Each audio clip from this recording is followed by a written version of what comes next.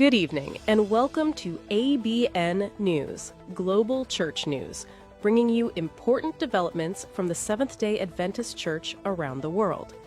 This week, we begin with a serious and urgent warning from church leaders in North America regarding Sunday law proposals and growing threats to religious liberty and freedom of conscience. We then take you across the globe, from immigration concerns in the United States to evangelism in Africa, humanitarian aid in Gaza, mission work in Asia, and education and faith-based innovation in the Americas. Here are this week's Global Church News highlights. Top story: Sunday law proposal raises serious religious liberty concerns. The North American division of the Seventh-day Adventist Church has issued a firm response to a proposal calling for a legally enforced uniform day of rest on Sunday in the United States. Church leaders warn that the proposal represents a direct threat to freedom of conscience and contradicts the First Amendment, which requires the government to remain neutral in matters of religion. The NAD emphasized that Adventists have opposed Sunday laws for more than 160 years, viewing them as efforts to compel religious observance, even when framed in secular or family values language.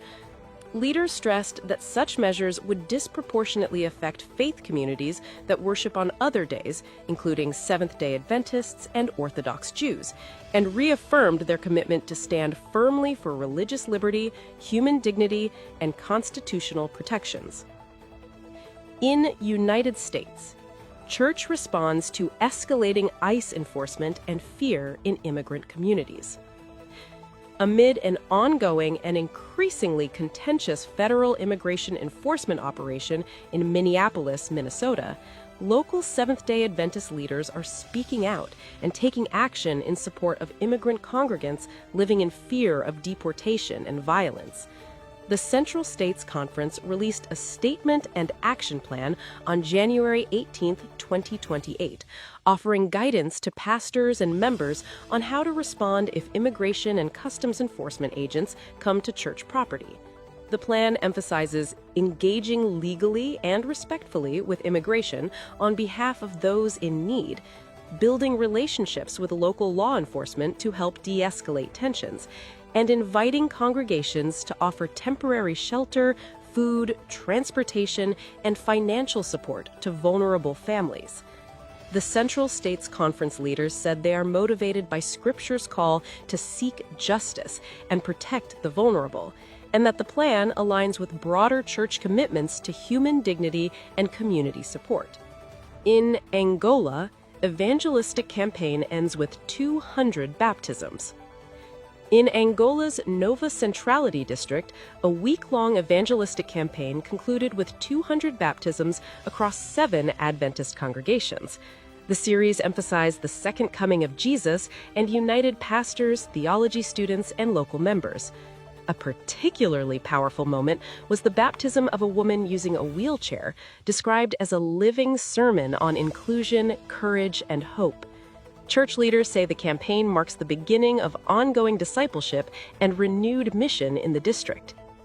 In Spain, Adventist Church responds to Córdoba train tragedy. Following a deadly train collision in Ademuz, Córdoba, the Seventh-day Adventist Church in Spain issued a statement of solidarity and prayer. Local churches offered food, blankets, and facilities for logistical support, while national leaders called for prayer for the injured and bereaved. Church officials emphasized hope, compassion, and practical service during national mourning. In Guatemala, Adventist Church calls for peace amid violence. After deadly prison unrest and coordinated attacks on police stations, the Adventist Church in Guatemala called for peace and unity as the government declared a state of emergency. Church leaders expressed condolences to victims' families and urged members to remain spiritually grounded while complying with safety measures. In Gaza, ADRA provides winter relief to displaced families. The Adventist Development and Relief Agency, ADRA, through ADRA Germany and partners, is delivering winter relief kits to 832 families in Gaza. Aid includes blankets, warm clothing, footwear, and tents as winter rain and cold worsen conditions for displaced families living in makeshift shelters. In Taiwan, campus missionaries complete year of service. 4 public campus ministry missionaries completed a 1-year assignment in Taiwan, building relationships with university students through language programs and small group ministry. New missionaries are scheduled to begin training in February 2026, continuing campus-focused evangelism. In Canada, Indigenous Adventist School won Global Prize. Mamawi Otosketan Native School in Alberta won the Zayed Sustainability Prize, receiving $150,000 for a student-led hydroponic farming project. The school was the only North American finalist, highlighting Adventist education, Indigenous leadership, and sustainability on the global stage. In Puerto Rico, Antillean Adventist University receives $5 million grant.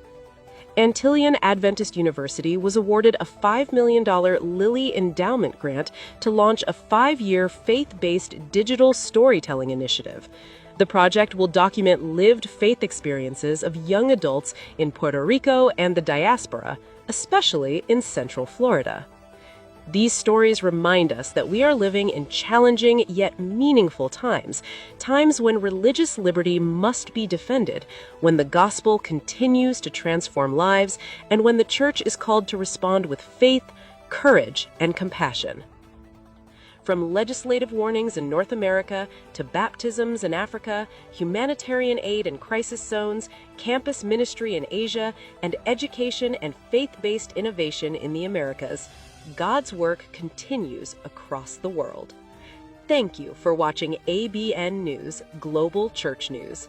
Stay informed, stay prayerful, stay faithful. Good night, and God bless.